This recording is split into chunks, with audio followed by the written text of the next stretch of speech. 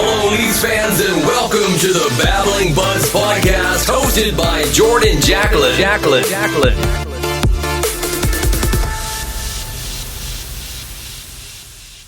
Welcome to the 8th episode of the Babbling Buds Podcast, hosted by yours truly, Jordan Jacklin.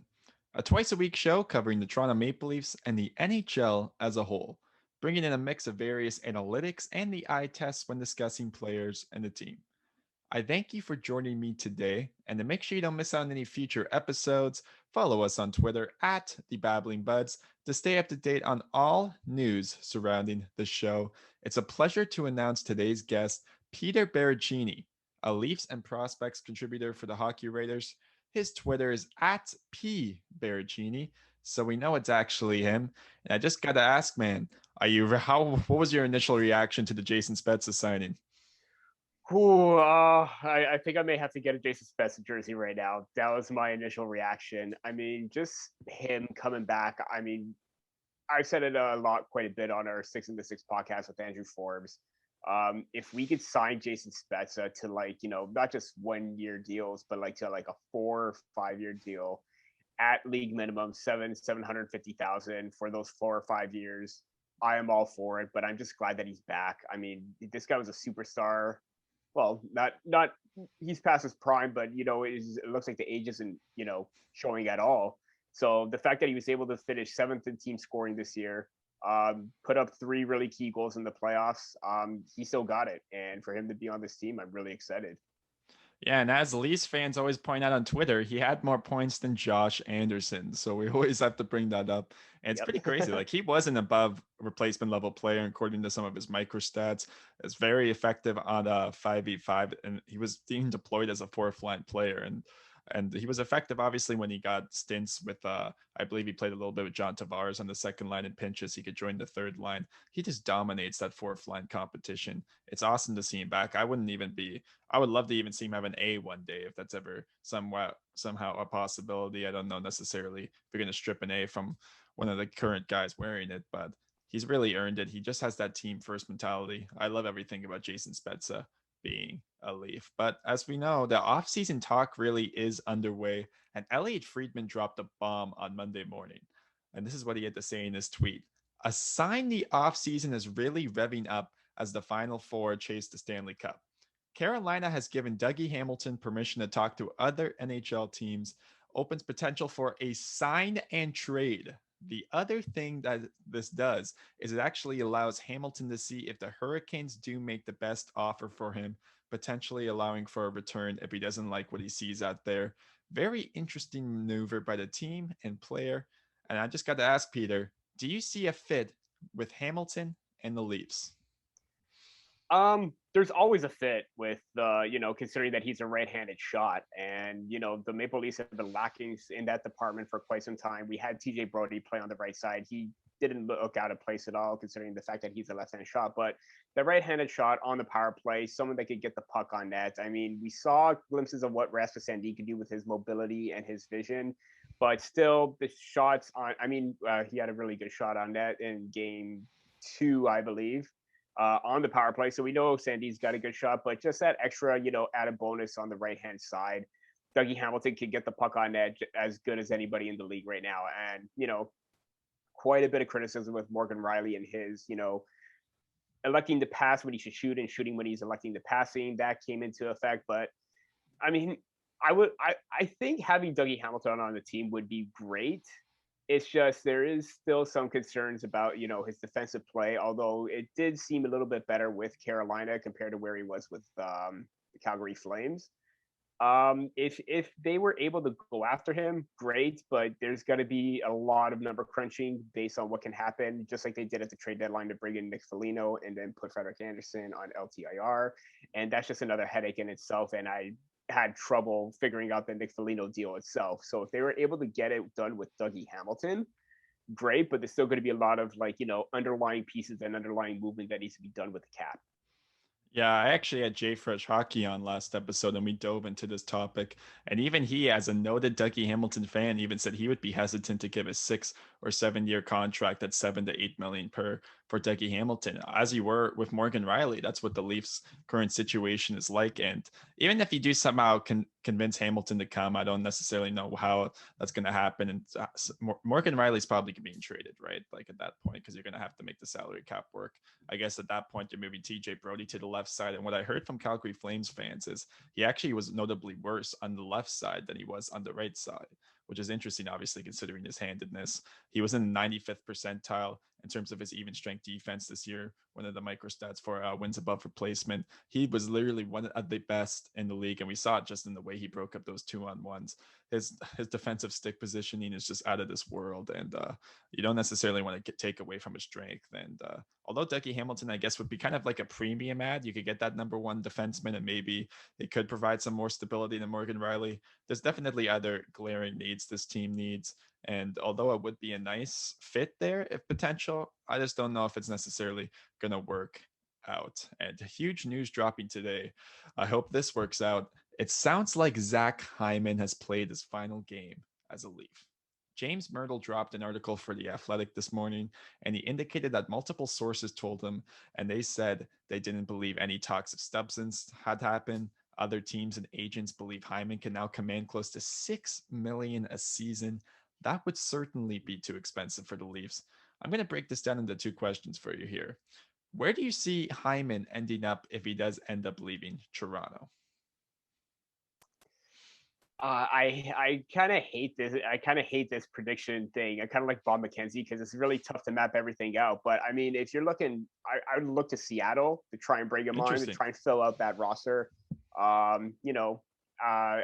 don't know if, I mean, they're still going to be a relatively young team or just up and coming. They could fill out some cap space.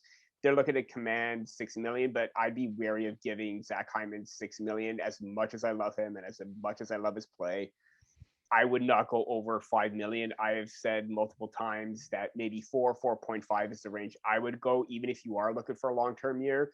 It's still a movable cap hit if you decide to move him in the 5th or 6th year, if you do go that route. But yeah, given his age right now and given the past two years or so, he's had, injuries with his knee, MCLs. I know we required surgery on when he sprained the same knee this year against the Vancouver Canucks. So there's that lingering issue. Is the risk worth it? I don't know. I don't think so. And someone like Zach Hyman, I mean, you can either find another replacement in free agency at a cheaper hit, or you could, bring somebody up in through the system. I'm not saying that Rodin Namirov is going to be on the Leafs roster anytime soon, but he started skating, practicing here in Toronto, getting some shots off. I think Philip Hollander could be a really solid, middle six, third liner option. I know he had a really great season overseas. Lot of what ifs, a lot of different scenarios that could play out. But yeah, aside from Seattle, I would like to see maybe him try and maximize his potential on maybe another contender. But again, given where the cap is, where the NHL is at right now, it's going to be tough to try and get that team unless it's a team that's like just trying to get to the cap margin.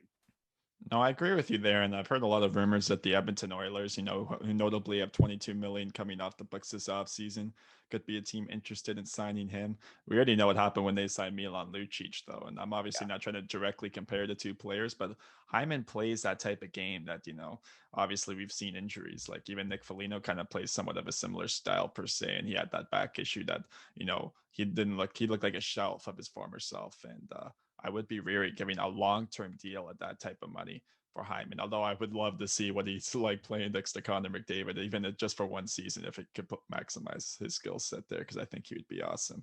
Definitely. And a guy I would love to see the Leafs go after, just say if they do have to get rid of Hyman, is Blake Coleman. And I'm sure you've been seeing this a lot, obviously. I did see a report today that apparently the Dallas Stars would most likely be his destination. It's kind of interesting that that's coming out considering he's still playing hockey games at the moment, but they believe that a hometown reunion in Dallas would be possible. I hope the Leafs could get that guy though, because he's very effective. Obviously Tampa paid a first for him last year. I'm sure everybody's heard that enough. He was just such a great player. You can play him everywhere. He would be a cheaper version of Hyman, and although he wouldn't be necessarily as effective, I think for what he provides, he could still potentially play in a top six role. Although maybe a third line role is better for that player. But there's lots of options there. But let's just bring it back to Hyman because I think he deserves it. He was a part of that next iteration of Leafs in the Matthews, Nylander, Marner era, and getting traded for Greg McKegg. Look at how far he's come, improved every season, become pretty much a potential perennial now. He was going at it like almost a 30 goal pace 2 seasons ago. Yeah. He's become such an effective player. I love everything about him. Like, I don't think there's a single Leafs fan that doesn't like him. He proved all the doubters wrong after that first year, after he scored 28 points and everybody was saying he shouldn't be playing with Matthews. He proved why he should. I just want to know, Peter, what is your favorite memory of Zach Hyman as a Leaf? Um, I want to say my favorite memory is, I would say this year was probably my favorite memory of Zach Hyman. I know it's probably, it's hard to pinpoint what's so great about him because, he's not that elite level player. He doesn't wow you off your seat, but he does everything so well. And I think just from the time that he entered the league to the time now, especially this year, you saw how great his work ethic is. And I can't pinpoint in any specific moment because every single game he just did everything so well. And you win games with a Zach Hyman type of player. I mean, that's what Tampa Bay got last year. I mean, they were so heavy on offense. They went out and got Blake Coleman. They got Barclay Goodrow. They tried to fill up that depth. And Toronto had that player with Hyman, and they just couldn't quite get past this first round. I'm not going to dwell too much into that. But the fact that, he's been consistent at what he does perfectly, always getting to that 40-point mark. He would have been on pace to match a career high this year, if I believe, looking at Hockey Reference and the adjusted numbers quite a bit.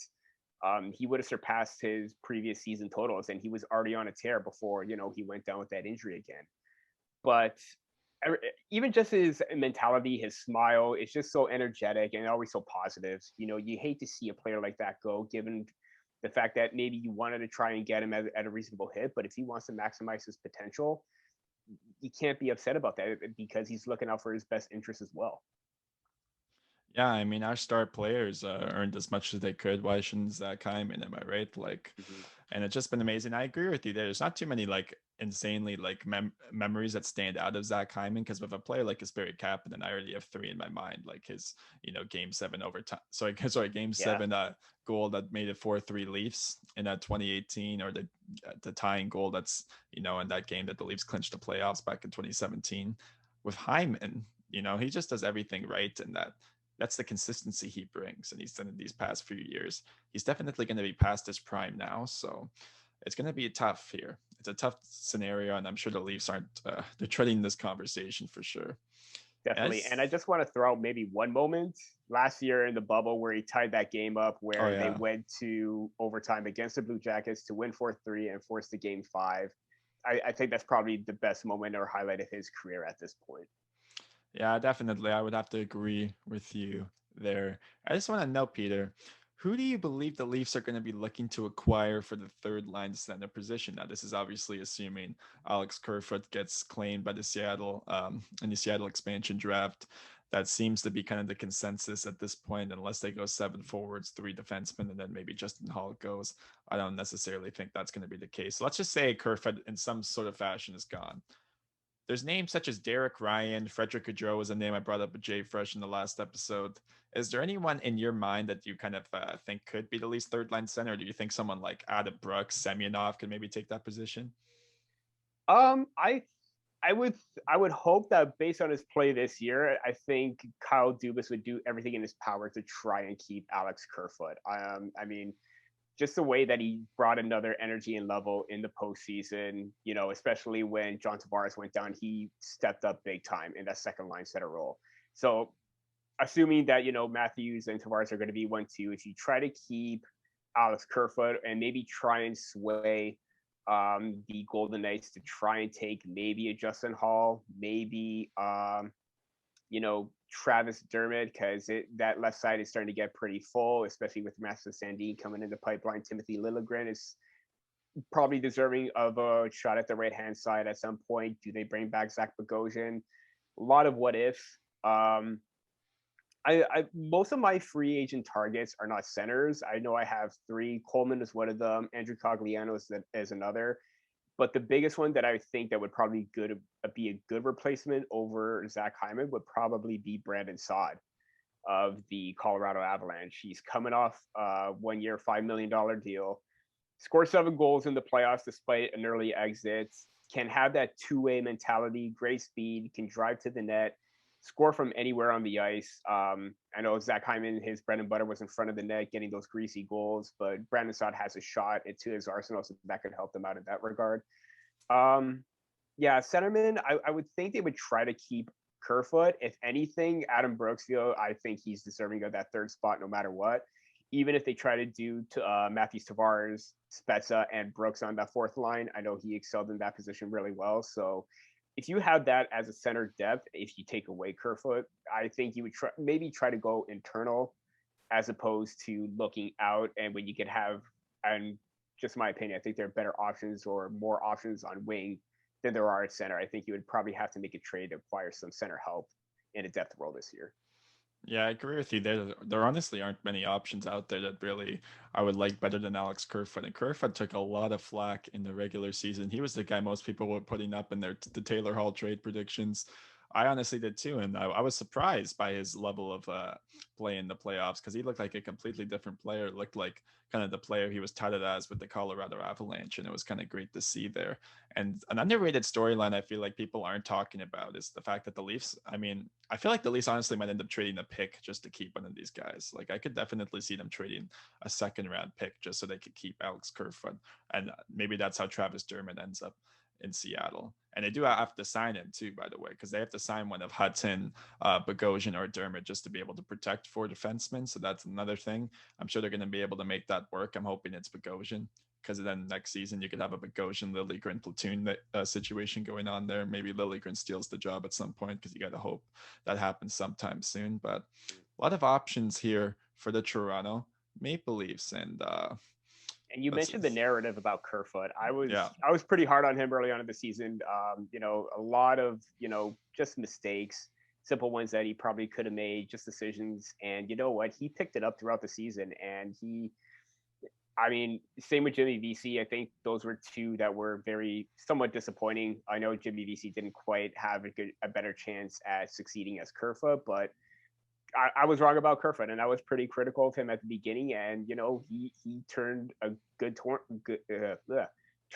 corner for the Maple Leafs. Tongue twister there, but yeah, and again, we saw it in the playoffs too, just how valuable he can be when he's on top of his game. Well, if you were to look at Kerfoot's micro stats this season, they weren't exactly that great, especially defensively. And that's what he was known as coming from Colorado, as being such an effective defensive player. And that actually has declined as a Leaf now. I know it might not necessarily always be that obvious watching him play. I mean, he was really great on the penalty kill. I don't really think there's any denying that, just how aggressive he was. And he definitely stepped it up in the playoffs. You just have to wonder if he can do that over the long term, because he is making $3.5 million. And if you're paying $3.5 million for your third line center, you got to hope they're one of the better third line centers in the league at this point. At least if you're going to be paying, your 4 guys that much money, you have to maximize the value of these assets that you're signing. So a lot of situations going on for the Leafs. I'm just curious. This is the last little Leafs topic we have for now. What should the Leafs do about their backup goaltending situation? Obviously we already know. Kyle said it in the end of season presser. Jack Campbell is coming back. I mean, there are people that believe Freddie could sign like a $3.5 million deal. I really don't see that happening. I'd be shocked because these are NHL GMs we're talking about. Someone's going to pay him based off his reputation. They acquired Dave Rittich. Big save Dave. Barely got a shot. Didn't look that great, but maybe that lowers his cost, and you kind of just take the risk there. They have a Vevalainen, and they have like Joseph Wall coming up. They have so many options. What do they do, Peter? Yeah, I've been trying to wrap my head around the goaltending situation, and it really is difficult. You mentioned Frederik Andersen trying to take a bit of a bit of a decrease in pay, and I just don't see that happening, even if it is for a short term. This is a guy who came in as a starter and he's leaving as a backup. He wants to be a starter in the NHL, and I think there is going to be a team willing to go out and pay for him. I saw a rumor that maybe Pittsburgh could be an option. given how, questionable or how their goaltending failed them in the playoffs this year. Could Anderson help them out? Possibly, but I just don't see Anderson coming on a short-term, low amount deal this time around. Could they try and stick with Dave Riddick, give him another chance? It's possible. I know that there are some games, especially the Vancouver game, where the Maple Leafs were up and he just didn't have it. Just basically faltered in that. And I think that those are kind of games that the Maple Leafs want to avoid with the backup position, where, Frederik Andersen would be great for 2 or 3 games. Jack Campbell would come in, have that solidify, a couple more wins in that backup role. But now that he's a starter, gotta fix that again. I mean, Vinny Vehviläinen has some pretty good numbers. Struggled a bit in North America, but overseas in Finland, I know his numbers were pretty strong. So if you could try and get him some game action, if he comes out on top, great. If you try and acquire somebody, maybe Chris Driedger from the Florida Panthers, he's a name that, not necessarily the Maple Leafs may have been on, but maybe someone that they can look to target, considering the fact that,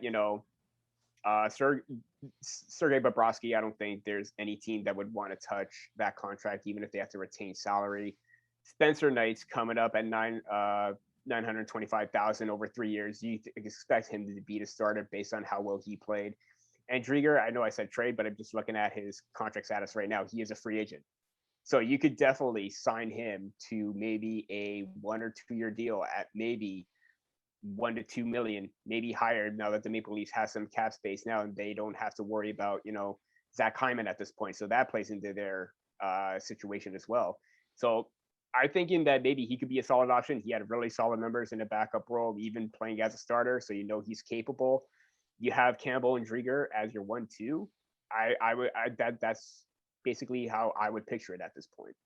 Well, I think that's how Jack Campbell's going to succeed, and maximize his potential if he has a very competent backup goaltending situation where, maybe you're getting a 50, 45, 35 split there. And I think that would really help, Jack out. And Chris Driedger is one of the better names you mentioned. The only way somebody's paying that Sergei Bobrovsky contract, by the way, like if I'm Seattle, I would try to take him, just maybe retain half of his contract and say, you're giving me all of your first round picks for the next 10 seasons. Yeah. Definitely. I like if it's a top prospect or a first round pick to try and sweeten the deal, there's no way that deal is happening. Yeah, exactly. And I mean, that's just very unlikely. I mean, I don't think we've ever seen any type of trade like that, but hopefully, we start to see some crazy stuff happening in National Hockey League. We got a very wild off season, I think, ahead of us, especially just with the star names that are out there. But we got to head into our general NHL news. We're talking about star players. A former star coach in Gerard Gallant, hired by the New York Rangers on a 4-year contract. Per Pierre LeBrun, it sounds like it's in the $3.5 million range. Do we think he's going to be able to coach this young team into a playoff spot next season, Peter?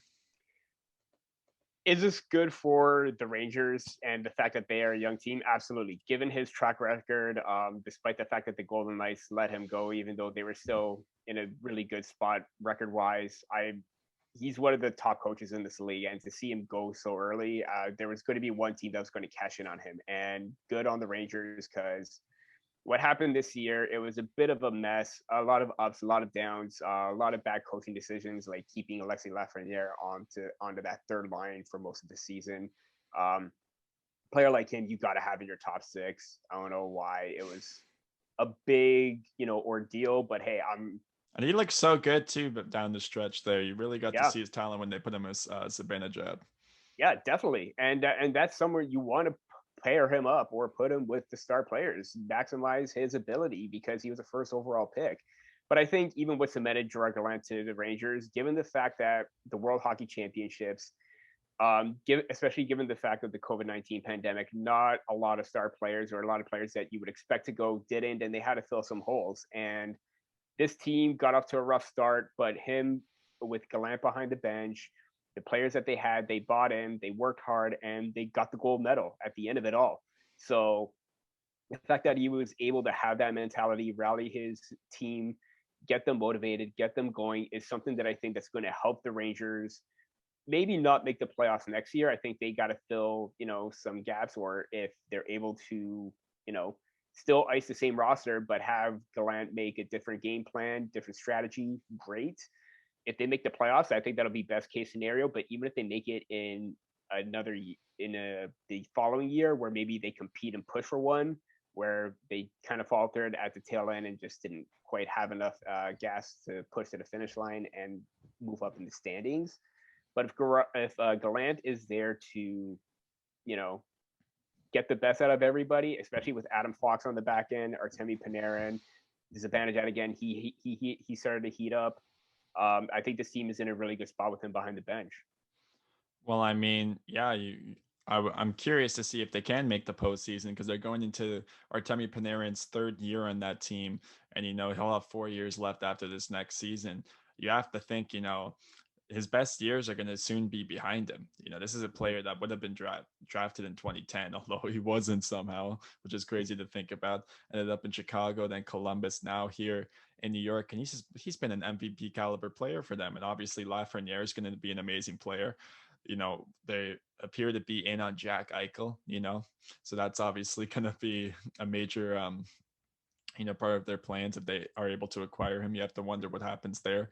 Capo Caco too, who had like a historically bad rookie season, and not even just from his baseline stats, like analytically, I believe he was literally had the worst rookie season. Looked a lot better, like the middle of the pack, had really good defensive numbers, especially, even though if you were to look at his baseline stats, I believe his point totals were like literally the exact same at 23 points.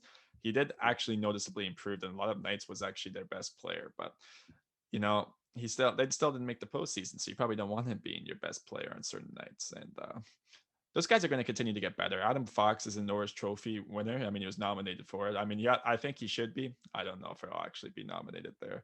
They got Igor Shesterkin coming up. They have so many young guys there, and I can't even get into all of their prospects because that'd have to be a whole episode. But I really like that team. It's just crazy because of all the changeover that's happened in that organization. Chris Drury, now the new general manager.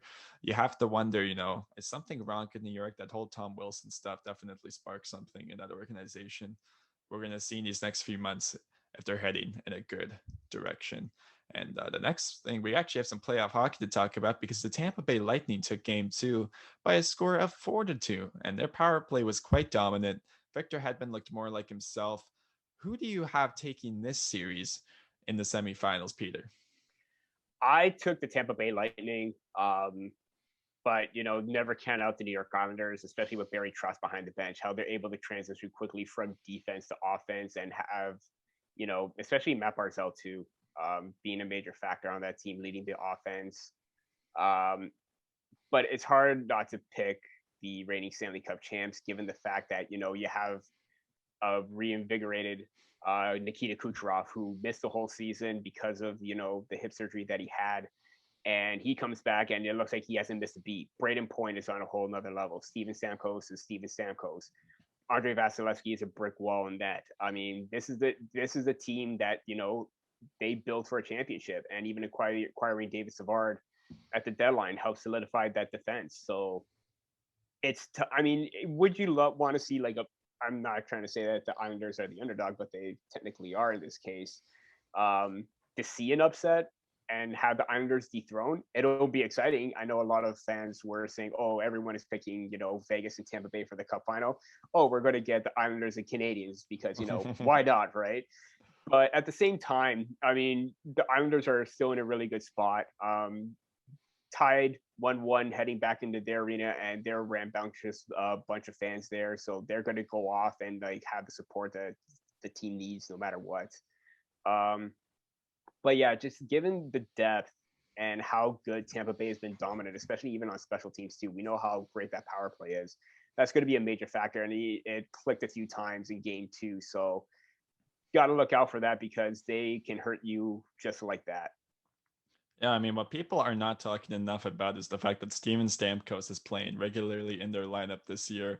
They replaced Kevin Shattenkirk with David Savard, and they just look so dominant. All their better players like Mikhail Sergachev are a year older. Vasilevsky is just on another world.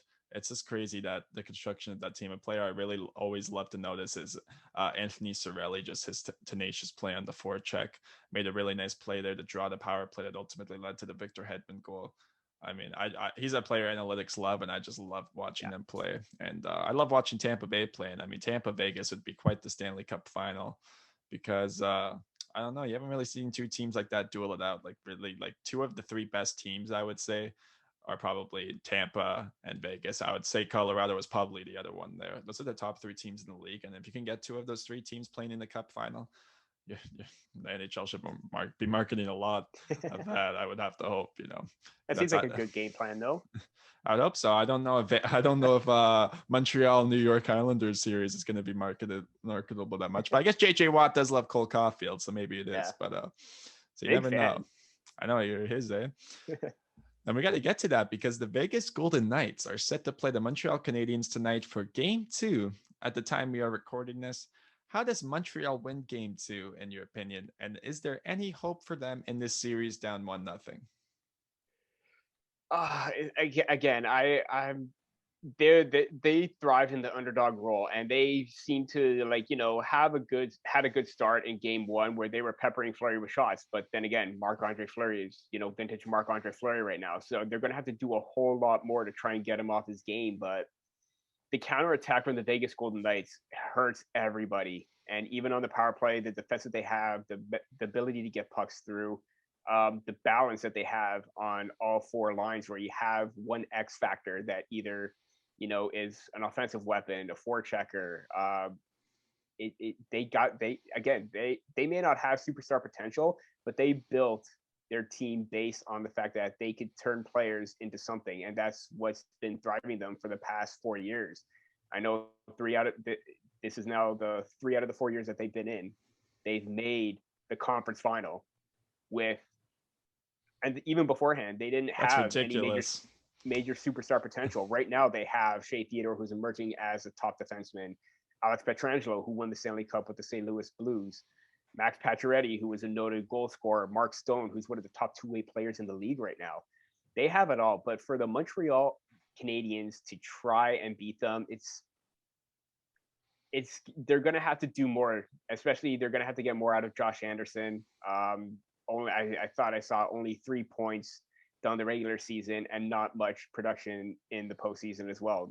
He's getting in on the forecheck, being physical, getting his chances, but it's just not working production wise. And I think where they fail is, and even in comparison on paper to the Toronto Maple Leafs and the Winnipeg Jets, the scoring depth. I mean, you got Tyler Toffoli and you got Nick Suzuki and you got the emergence of Cole Caulfield. I mean, they were able to beat both of them, but I think right now maybe they're starting to run out of some gas. I don't know if they're going to pick it up, and I know there's probably going to be some heat from Habs fans. I'm already getting it right now because I had Vegas in 5. It's just going to be difficult. I mean, they have so much energy nonstop, and the fact that they were able to shut out Nate McKinnon and Mikko Rantanen for basically 4 straight games right after they were down 2-0, or give them very little opportunities to smother them. Their defense, they collapse and they go on top of, and they have perfect coverage every single time. So the fact that they were able to do that against 2 premier all-star players for the Vegas Golden Knights, they can handle anybody at this point. Yeah, definitely. I mean, Adam Wilde even made a bet like that, $200 bet that Montreal will not win a game in this series. I think he's going to end up losing that because I'll be shocked. I think they could even win tonight just because if they can play anything like they did in that first period of game 1, I mean, they're going to be a tough team to beat. Cole Caulfield, obviously scored his first career Stanley Cup playoff goal. That's huge for the kid. You're going to be seeing a lot of momentum swinging his way now. Not that, he was playing really great in terms of his playmaking and chances that he was creating in the offensive zone. But I mean, he's a scoring threat. That's what Cole Caulfield is. And if he can start putting it in the back of the net, but I know Marc-Andre Fleury kind of looks unbeatable at the moment, but he is beatable. Carey Price is beatable. Even against the Leafs, he looked beatable. These goalies can be beaten. I think Montreal could make it a series. If they don't want to have any chance of winning, though, I think they got to win this game. I mean, the Leafs, I know the Leafs blew a 3-1 series lead, but good teams like Vegas usually don't blow 3-1 series leads. You got to assume, especially by the point when you're at the semifinals. These are the best teams in the league. And I'm going to call Montreal one of the best teams in the league because, I mean, they got there. I think they've earned the right at the moment. So why not, even though they were the 18th best team in the league. But, and I know Brandon Shanahan alluded to the Maple Leafs lacking killer instinct. teams like the Vegas Golden Knights, the Tampa Bay Lightning, and even the Colorado Avalanche, despite losing to Vegas, they have a killer instinct, which is why they're always the perennial favorites every single time. They have that factor. They have that ability to win. And for Toronto, not to bring the Leafs into this, but for them to get on the Vegas's level, they have to find that. Otherwise, even if Toronto made it on to this point, I still probably would have had Vegas in 5. Yeah, I agree. I mean, I don't know. It would have been interesting because when you look at all of the, like let's just look at Matthews. He had 5 goals in 7 games, I believe, back in that 2019 series versus Boston.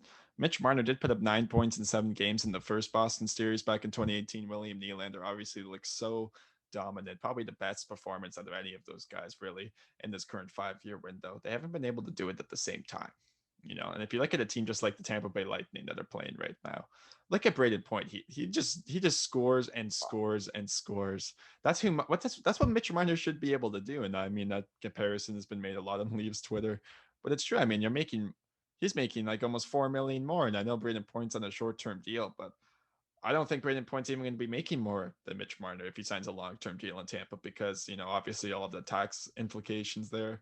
Tampa just is able to sign. They have an advantage there. And even though Marner is signed to a contract above market value, that comes with it. And I feel bad.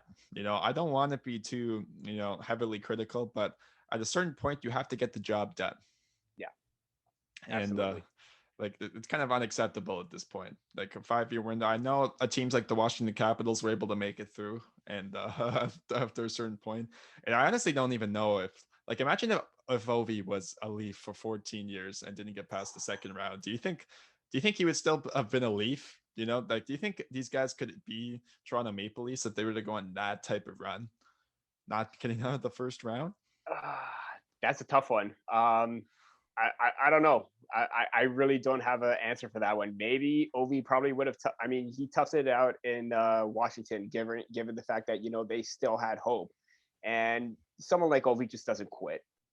We saw that time and time again, even when people were saying, "Oh, is his goal scoring, declining, playing a factor?"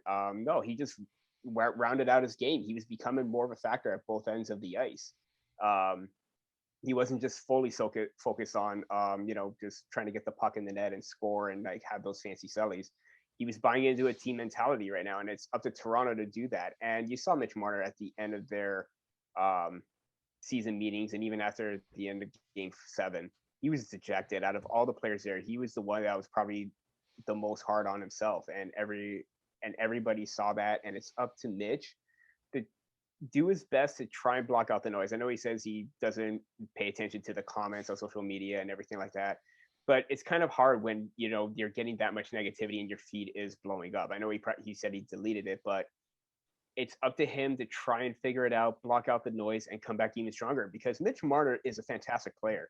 During the season, people were saying, with all the moves and all the goals that he was scoring, because he did improve his shot, the plays that he was setting up, people were saying, I don't want to hear the complaints about Mitch Marner making $10.8 million. Mitch Marner deserves $10.8 million. Now all of a sudden he goes cold, and now they're saying he doesn't deserve $10.8 million. So this, again, Toronto fans are what they are.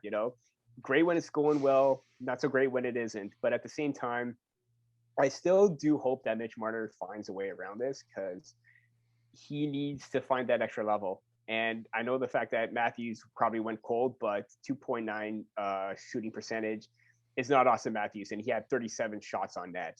So he was trying to do his part, but Mitch Marner with the turnovers, he just looked scared at the physicality of Montreal. And I think he needs to power through that, because there were times, even when I saw him with the London Knights, where he would go up against the bigger opponents and come out on top. So for him to get back to that, he needs to dial in, refocus, and just come back stronger and better than ever next season.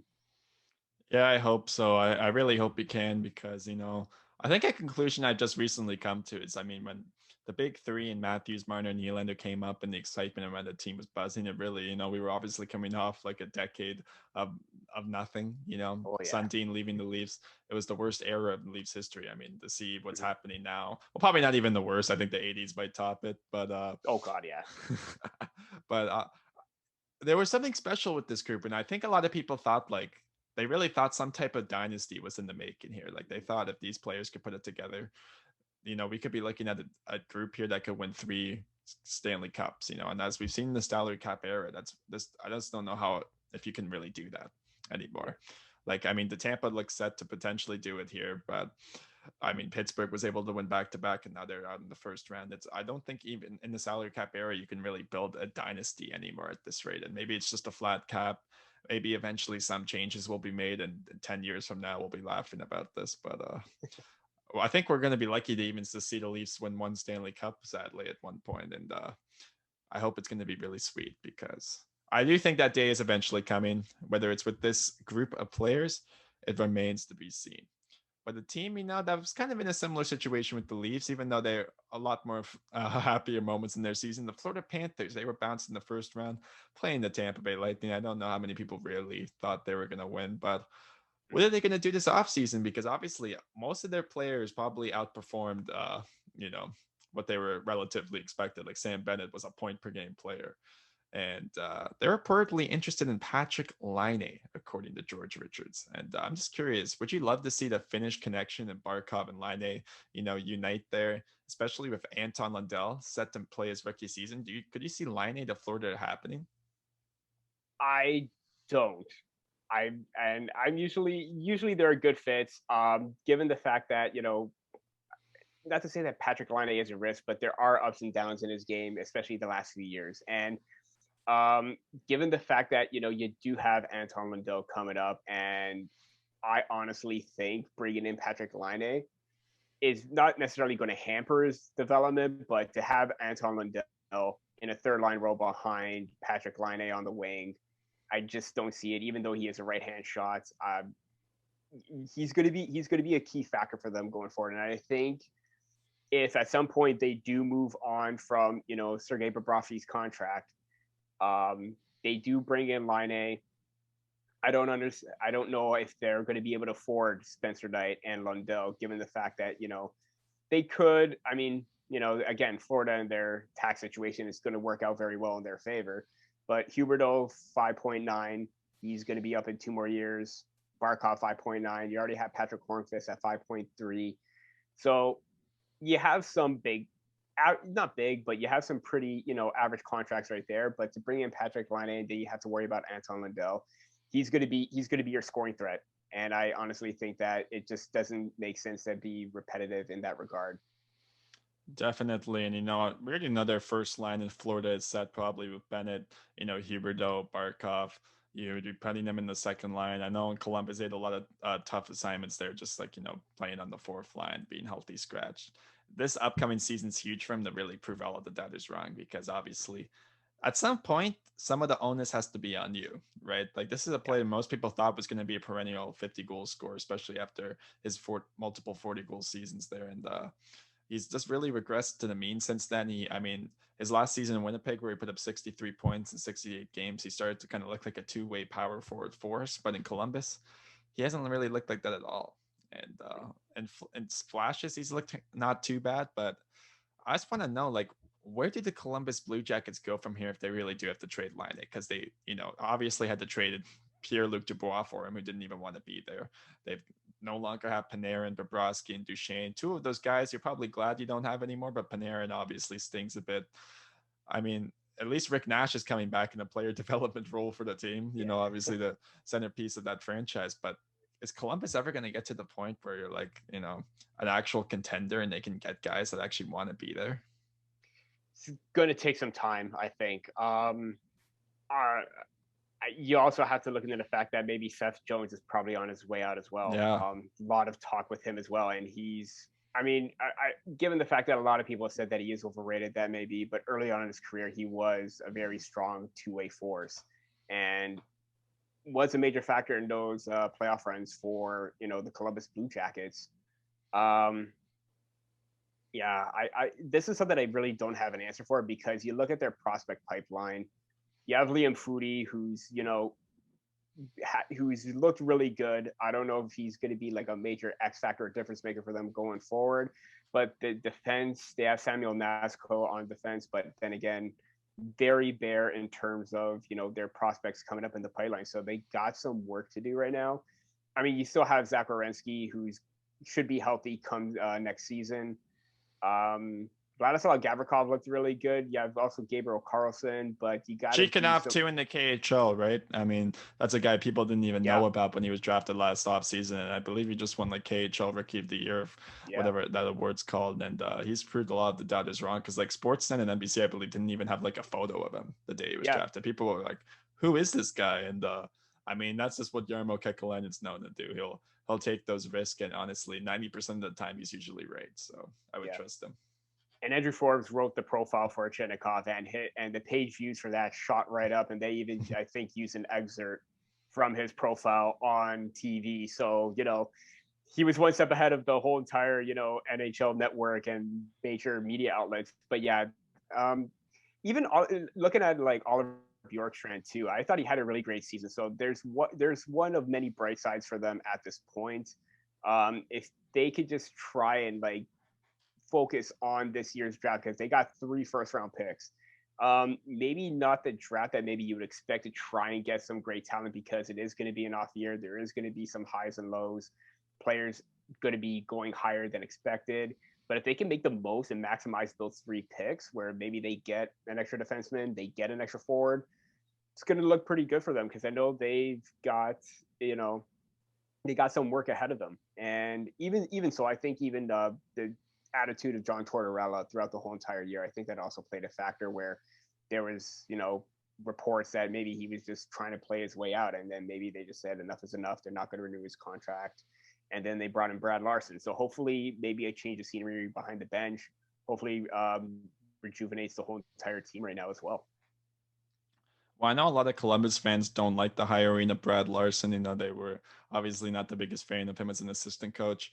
They give you some hope, though. DJ Smith, as the Leafs assistant coach, was very scrutinized by the end there, has gone to Ottawa and has looked very great as a head coach. So obviously a change of scenery and just, a different job, quite frankly, can do wonders. And you never know. And you got to hope something goes well there. I want to see Patrick Laine stay there, because I just like, it was quite obvious when he was traded there that there were going to be issues with Tortorella. And, obviously that's an understatement at this point, but it sounds like Laine really does like Larson. They have a decent relationship, after that initial, I believe, so there was quite an altercation in the beginning there, but Laine has been able to, I think he's going to stay there. I want to see a world where they can keep a star like that, because I don't know. It would be cool to see. Star player. And I'm curious what Max Domi is going to be like there, because towards the end of the season, he was their first line center and actually started to produce, I saw. So if you put him in a position to succeed, is he the 70-point player he was in Montreal, or is he just, a perennial 40-point guy like he is, even if that, because he wasn't even on pace for that this past season. But so many questions in Columbus, so many questions in the entire league. That's why we're getting into our 3 NHL predictions. Peter, I'm going to hand you a few true or false questions. So these are actually a few statements, I should say. I wouldn't really call them questions, but we're going to start off with this one. You're obviously a prospects guru. You love it. We love your rankings for the Hockey Writers. This is what I'm going with. For the Buffalo Sabres, someone other than Owen Power is selected first overall. True or false? Which one are you taking? I want to say, I've been going back and forth with this. Given the fact that Owen Power is, the projected number 1, they could draft him, but I'm going to say true if they're able to move Jack Eichel. But even so, I may change my answer to false, because it's hard to pass up on Owen Power and the potential that he could have at the NHL level. Buffalo, again, if they move on from Eichel, they're going to need another centerman. So it's true only if the other player is going to be Matt Beniers. Definitely. And it sounds like with all these players in the top of the rankings, none of them should be playing. I think we're going to see Power go back to Michigan. That report came back as well. Same with Matt Beniers. These players, I mean, especially in an organization that's quite as dysfunctional as Buffalo at the moment. I know Powers probably could play, but is it the best for his development? Probably not. And that's okay, Just let him develop. And the second series of true or false questions I have for you, we're going back to the Leafs. And this is what I have. Toronto will finish either first or second in the Atlantic Division next year. assuming everything returns to normal, are you picking true or false? Do you think they finish in one of the top 2 spots? I'm gonna say false. Given Wow. the fact that if we are going back to the original division and the original alignments, it's still going to be Tampa Bay number 1.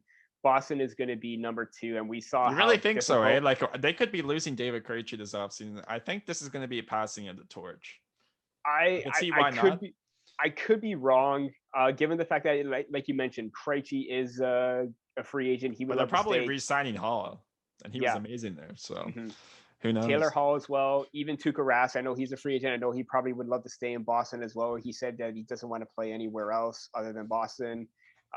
But it is also, again, I'm probably going to go back on my answer. I'm already going back on my answer right now. Maybe true, given the fact that he isn't going to play until January or February. So, but again, that's a really good question. Man, how did you come up with this? I don't know. It just came right to my head. I'm still going to say false, given the fact that Boston is still going to have that perfection line. They're still going to be tough to play against. Charlie McAvoy looked like a real beast on the back end. Could have been up for the Norris Trophy this year as well.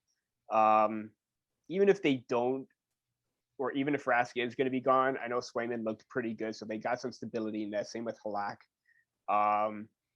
Yeah, I'm still going to say false on that one.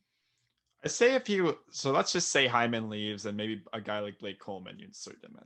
I assume Joe Thornton's gone. I'm gonna assume Nick Robertson's a full-time leaf next season, so you're adding some skill in there.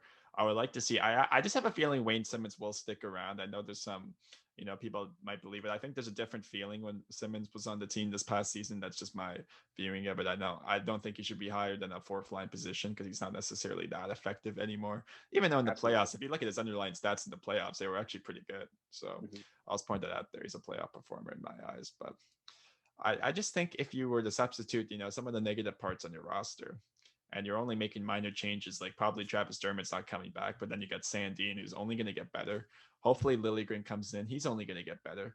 I know you're probably not, you're not going to get the exact same goaltending Jack Campbell provided, but if he could at least be 80% of what he was this past season, that's going to take you very far. And I think this was a really good team. This is the difference between the other past Leafs teams we're discussing about, as they were a good team. Their defense is set. It's on the stars, and we know they're going to come up in the regular season. Austin Matthews just won a Maurice Richard trophy. He can be the second best player in the NHL when he wants to, and arguably I would say he was this past season. Mitch Marner, kind of proved all the doubters wrong in the regular season, became a scoring threat. He has to do that in the playoffs, but you have to hope he continues to work on that, and he can do it. William Nylander, was silent in the first half of his season, looked really good the second half, dominant in the playoffs. I wonder if we see a different player there. John Tavares, I am a little bit more concerned about. I wonder if he's going to be able to provide the exact same production that he did. I wonder if we're going to start to see the regression of him. That's such fascinating questions there. There's obviously some questions, and we're going to get some answers. We don't know everything yet. That's what the offseason's for. We got a lot of parts to fill. Because I said false, the Maple Leafs are going to finish in the top 2. You think so? Okay. Well, I'll say true. I say they finished second. I would be shocked if they finished first. Yeah. Shocked. If they beat Tampa, I mean, God. Ooh, I know anything can happen. The last time they beat Tampa, by the way, was in the 2016-17 season. Yeah. Remember when Tampa missed the playoffs? Mm-hmm. That was pretty shocking. And I believe that was because, Stamkos only played 17 games, I remember. Actually, I have a very specific memory for stuff like that. I remember he had 20 points in 17 games. I think he had 9 goals. Didn't look, and then had that huge injury, and that crushed them. And the difference between that team, as we saw, and what they are now, is they can now play without him. They played without Nikita Kucherov. So that's something the Leafs need to learn. They need to learn how to play without one of these guys injured, because someone will get injured next playoffs. We already know this. Something's going to happen. You have to learn how to play through that and develop those killer instincts. Gosh, so much going on here, eh? The Leafs are just, you could talk forever about every situation regarding the Leafs. Absolutely. And you just mentioned the fact that, playing without the stars, they were able to do it for 3 straight games without Tavares. I don't understand. They were on the cusp. Yeah, they can do it. It's just getting over that little hurdle that, maybe the past always comes back to haunt them, but they got to bury that. They just got to keep going forward. It's interesting how we really aren't talking about Alex Galchenyuk at all, because if he doesn't come back to Toronto, his NHL career is likely over after next season. Mhm. I'm going to point that out there. I don't know if that's a hot take or not. Last year, if he's not a Leaf next season, it will be his last year in the NHL. That's what I'm just calling that right now because he won't be provided the same opportunity.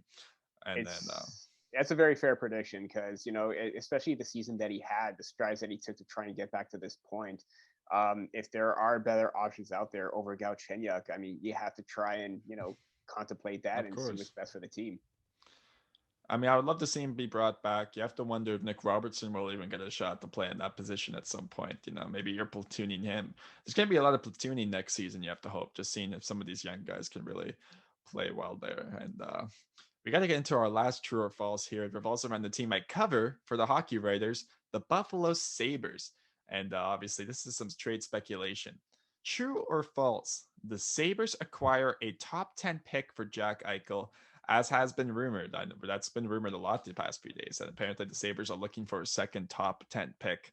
Are you going true or false on that one? Is an Eichel trade likely going to get them that top 10 pick they might be looking for? I don't know about a top 10 pick, but I think they're going to try and get the best package available for Jack Eichel. I remember seeing before coming on that the asking price is a top tier roster player, top prospect, and a first round pick. I saw that the New York Rangers, they're one of the teams on that list. The LA Kings are a team that have, first round picks, especially the LA Kings. They're in the top 10 as well. And given the prospect that they have in their system, I think they're probably the likely target to try and get that top 10 pick. So I'm going to say true if it's the LA Kings.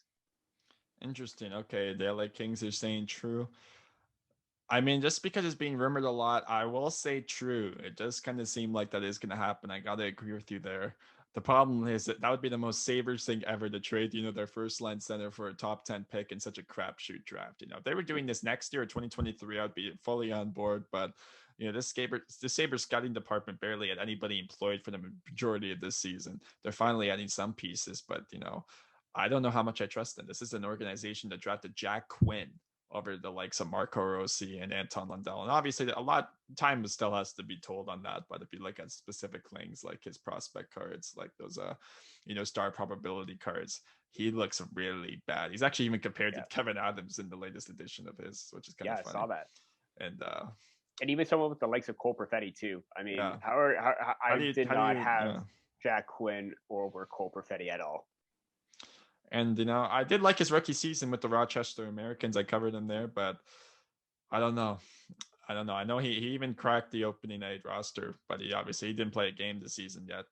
And rightfully so. I don't think he should be playing NHL games yet. It was just a unique circumstance of the season. He wasn't even able to play in the AHL. Otherwise, he would be back with the Ottawa 67s. It's just going to be quite fascinating how that situation goes. Marco Rossi, obviously, kudos to him for finally being able to skate again after what's been such a tough season for him after battling COVID. I'm excited to see how these prospects develop. The potential Jack Eichel trade's obviously going to, change everything for this franchise. And then Ristolainen and Sam Reinhart. I just wrote a Sam Reinhart piece, actually, on how the Sabres should build around this player. He's a guy that I want to see stay a Buffalo Sabre because at some point you have to keep a few guys. You can't trade everybody because what are you showing Owen Power if you are trading away a guy like Jack Eichel, a guy that should never be traded? You should never be trading Jack Eichel if you're an NHL team. You failed. I'm just going to put that out there. You failed as an organization, and that's what the Sabres are used to doing. So that's all. For the all-star players like Eichel, like McDavid, like Matthews, you want to hang on to them till the end of their careers, and they retire with just one team that they played for. The fact that Eichel is possibly getting moved right now, it's difficult because the fan base deserves so much more. And I'll say that about the Leafs too. If Austin Matthews signs in Arizona when he's up for UFA, they failed. They have failed as an organization, especially if they've won nothing with him. And I'd be shocked, very shocked if that actually happened. Arizona would have to look really good these next few years for him to even contemplate that at this point, I think. Definitely. Because I think he does really like being a Leaf. We saw him with Justin Bieber, obviously at the little fight event, which was kind of funny to see. And I really love him as a Leaf. I think he does really love being a Leaf as well. He wants to win here. All these players want to win here. It's just a grind. It's just a battle. And it's just those few bounces away. They were so close, 2 straight overtimes. I can't believe it, man. And you have to hope at some point they persevere, because if guys like Jesperi Kotkaniemi, Cole Caulfield, Nick Suzuki, Cole Caulfield was literally playing in college, this past season, and he's been able to jump right in and be an immediate impact player. He has killer instincts. Yeah. How does Austin Matthews not have killer instincts? How does Mitch Marner not have killer instincts? But Cole Caulfield, who's 20 games into his career, does. That should put it into perspective right there. I think Matthews does have the killer instincts. He does. When he really is on, yeah. He does. Because he had 5 goals in 7 games. He can score. I mean, he scored an overtime winner. For surprisingly, sure. Yeah, it wasn't Kasperi Kapanen. It was Austin Matthews that scored an overtime winner last year in the playoffs. And the thing is, again, he had the 37 shots, but it was just Carey Price seemed to have him figured out. And we saw how much I believe it was like 1 power play goal during the regular season. Matthews just, made Price look stupid on that one-timer feed from Mitch Marner. So it's difficult. He's just got to find that extra gear himself too. Given the fact that, he is supposed to be the top goal scorer, only 1 goal, and he was even off a rebound off Price's pad from a Justin Hall shot and in. So he's just got to, you hate to say that he needs to do more, but he's got to start bearing those chances, given the fact that he is the Rocket Richard winner. And just before we end up here, just because it's kind of fresh in my mind, what do you think the Leafs should do about their assistant coach situation? Because obviously the power play was a mess, but it's kind of been a mess for a few years now. Like Paul McFarland was around last year. And although it kind of looked, they kind of produced very similar results in terms of like the power play looked great early on in the season. Malholtra's power play, I would say, looked better over the longer term, and then just completely downfall.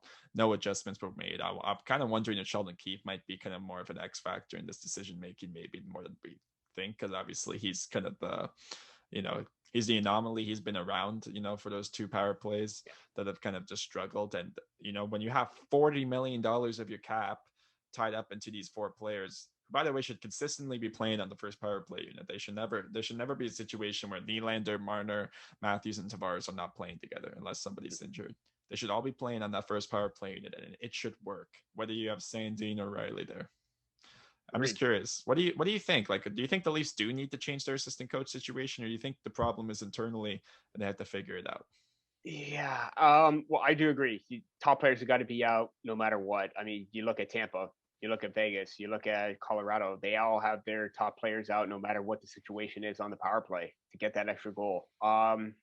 Yeah, a lot of people were saying that, and even a lot of fans are like disgruntled about the fact that Manny Malhotra is running the power play. And given the fact that, he was a defensive specialist, face-off kind of guy, I think you have him still in an assistant coaching role, but you got to find somebody that knows the X's and O's and the setups and the plays, because it just wasn't working. And even last year, we saw the drop passing. I hate the drop passing, how it's their go-to move every single time. I hate it, man.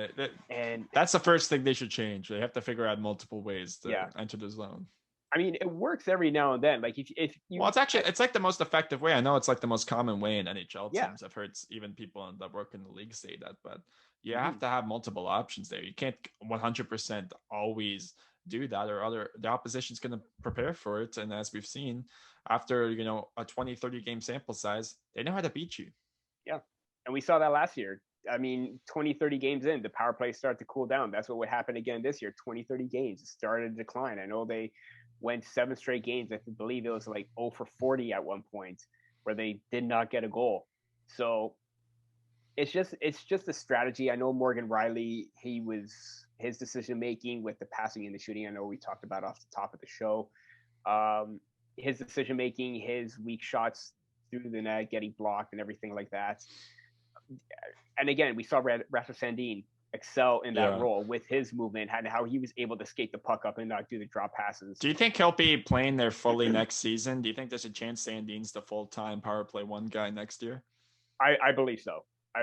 Given the fact that 1 game where they rested Morgan Riley and he took over, we saw the power play looked completely different when Sandy was on compared to Morgan Riley.